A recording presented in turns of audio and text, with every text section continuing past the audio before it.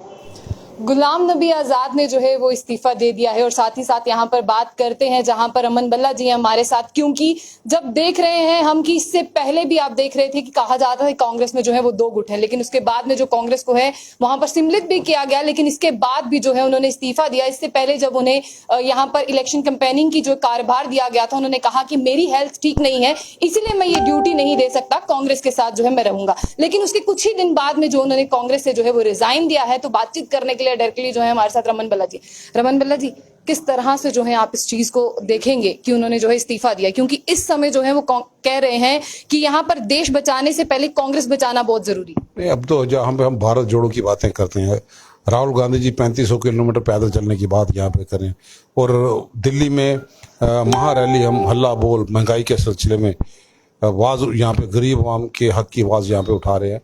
रियासत का दर्जा छीनने के बाद और इसको यूटी में तब्दील होने के बाद लोगों की उम्मीदें थी, बेरोजगारी चरम सीमा में यहाँ पे आए दिन टारगेटिंग किलिंग है, सिविलियन किलिंग है, और जिस ढंग से बॉर्डर में इन्फिल्ट्रेशन यहाँ पे है, इस वक्त कांग्रेस का अहम रोल बनता था। वर्कर तो अपनी जगह मौजूद है, लेकिन जो नेता यहाँ पे थे, जो 40 साल बड़े बड़े ओहदों पे यहाँ पे रहे थे, लोगों की उम्मीद थी कि उनकी गाइडेंस के नीचे कांग्रेस एक बहुत अच्छा रोल यहाँ पे अदा करेगी। और इस मौके पे इस्तीफे की पेशकश होना, हो सकता है सोनिया जी ना माने, अगर ये बात उनके सामने भी की जा सकती। पहले भी G23 का इशू जब आया, सोनिया जी बीमार थे, और आज भी सोनिया जी बाहर है, हो सकता है वो उनका इस्तीफा जो है वो नामंजूर हो।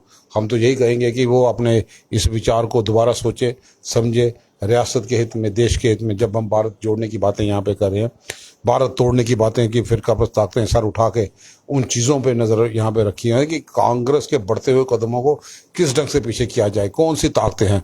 हो सकता है किसी शय पे ऐसी चीज़ की हो, लेकिन वो बुद्धिजीवी है, नेता हैं और जम्मू कश्मीर के सरनामदी सैल है। हमें उम्मीद है कि वो अपने इस विचार को दोबारा सोचे और फैसला। राहुल गांधी जी को उनके इस्तीफे का मुख्य कारण माना जा रहा है, क्या ऐसा है? ये उनके अपने मन की सोच है, उनके मन की बात क्या है वो उसकी टिप्पणी वही कर सकते हैं, लेकिन हम सब लोग सोनिया गांधी के साथ खड़े हैं, राहुल गांधी के साथ। आजाद की बात करते हैं, जो नए प्रेसिडेंट बनाए गए हैं विकार सुलवानी, उनकी पेशकश भी जो है उन्होंने की थी, लेकिन उन्हीं के आने के बाद सीधा इस्तीफा देना और जितनी भी मेंबरशिप है उनसे रिजाइन करना। अब ये चीज़ वही बता सकते हैं, अगर उनके कहने पे सब कुछ हो रहा है तो फिर उसके बाद ऐसी चीज़ होना, हमें इनसे सीखने की जरूरत थी। और इस वक्त क्राइसिस में जब जिस समय कांग्रेस को उनकी जरूरत थी, उस समय उनका कांग्रेस के लिए रिजाइन देना कैसा लगता है आपको, क्योंकि इस समय कांग्रेस को सबसे ज्यादा उनकी जरूरत थी? ये मैं नहीं कहता, अब देश सोच रहा है कि 40 साल कहाँ कहाँ ओहदों पे रहे, चीफ मिनिस्टर भी रहे, लीडर ऑफ अपोजिशन भी रहे, कांग्रेस सत्ता में नहीं थी, सीटें कम थी, फिर भी उनका अपना आर्ट भी है, उनके अपना एक सोच भी यहाँ पे है। लेकिन इस वक्त सिर्फ पावर के लिए नहीं, देश हित में लिए कांग्रेस के साथ खड़े होने की जरूरत थी। पिछले बार उन्होंने कहा था कि घुटन सी महसूस हो रही है, क्या आज वो खुलकर सांस ले रहे होंगे? इतना तो वो खुद ही महसूस, अपनी बात तो खुद ही रख सकते हैं कि किस वजह से मन मुटाव है, किस जगह से घुटन यहाँ पे हो रही है। अगर ये बात उनसे मिलके भी की जा सकती थी। वर्किंग कमेटी के वो चुनाव की बात है, वो भी अब फाइनल है, अब कुछ दिनों में फैसला भी आएगा। अब सोनिया जी अब इलाज कराने के लिए जा रहे हैं, जिस कांग्रेस के नेतृत्व ने इनके साथ हमेशा अपना साथ दिया, आज इस जगह पे, कई जगह पे ऐसी बात आई, तो कांग्रेस वर्किंग कमेटी में भी वो अपने विचार रख सकते थे, लेकिन शायद जल्दबाजी हो गई और जो दुर्भाग्यपूर्ण बात। अभी उनका इस्तीफा मंजूर नहीं हुआ है, तो आप क्या कहना चाहेंगे उनके लिए? क्या आप चाहेंगे कि वो एक बार फिर से विचार विमर्श? हमारी तो यही सोच है कि अगर बार बार विचार दोबारा कर लें, हो सकता है कांग्रेस वर्किंग कमेटी के सारे लोग इन चीज पे चर्चा यहाँ पे करें, जो रणनीति बन के आएगी देश हित में यहाँ पे होगी, तो कांग्रेस भी अपनी उस सोच में अपने आप को यहाँ पे डालेगी और जम्मू कश्मीर के लोगों को भी करा चाहिए। G23 के तमाम नेता भी जो है, आप सोर्सेस कह रहे हैं कि वो भी उनके पीछे पीछे जो है कांग्रेस छोड़कर जा सकते हैं। तो अभी तक तो कोई गया नहीं, G23 छोड़ के सब पूछो, सारे लोग सोनिया गांधी जी के नेतृत्व में खड़े हैं। लेकिन हम लोग कांग्रेस के, हम पॉलिटिकल अपॉर्चुनिस्ट नहीं हैं, हम कांग्रेस की मूवमेंट के साथ जुड़े हैं, जिसकी एक विचारधारा है, जिसमें कई प्रधानमंत्री जिन्होंने खो दिए।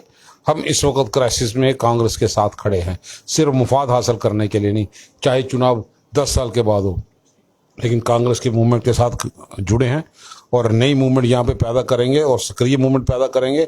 जब तक कि हमें रियासत का दर्जा ना मिले, उसके लिए पोस्टों की जरूरत नहीं, मतलब पोस्टों की जरूरत नहीं है उसके लिए, कि कार्यकर्ता ही कार्यकर्ता बन के काम करेंगे। हम भी पहले भी कार्यकर्ता थे, मंत्री भी बने, लेकिन हम मशकूर हैं कि सोनिया गांधी ने हर वक्त पे हम जैसे वर्करों को अगर मंत्री बनाया। आज कांग्रेस अगर अपोजिशन में है तो हम उनके साथ खड़े रहें, गरीब आवाम की आवाज को बुलंद करें, डरने दें। हम तो लोग सोनिया गांधी ईडी जिन चीजों पर कितने धरने प्रदर्शन महंगाई सत्याग्रह आंदोलन की बात बिल्कुल वैसे करते रहेंगे, कोई दिक्कत नहीं है।